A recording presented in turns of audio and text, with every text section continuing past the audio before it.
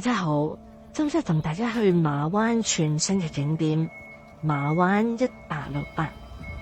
睇片之前記得分享、讚好同埋訂閱啦。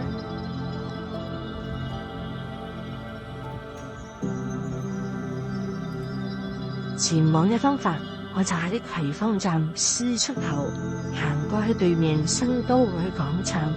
同埋葵青劇院中間，會見到有一架 PNR332號巴士，成人車費係14個半。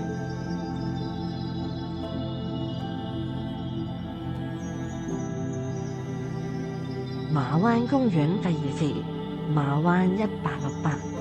佔地近50萬平方尺，沿海而建，遠望汲水門大橋，景色優美。馬灣1868將打造成保育、文創、旅遊及藝術零售嘅全新地標，不但為具有香港特色嘅歷史遺跡進行保育，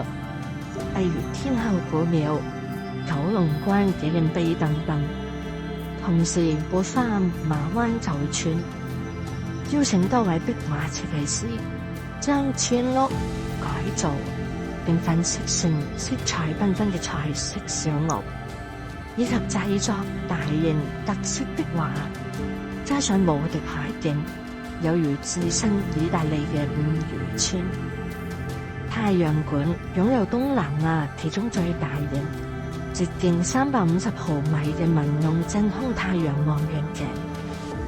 讓你即時觀察神奇嘅太陽表面活動。館內嘅展覽帶你進入浩瀚宇宙，探索太陽及銀河系嘅奧秘。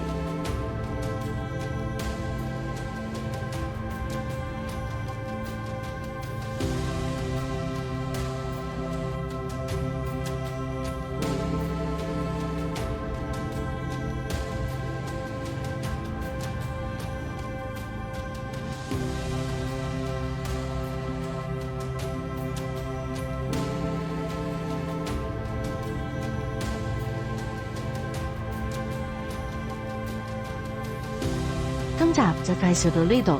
好謝大家收睇，下一集再見，拜拜。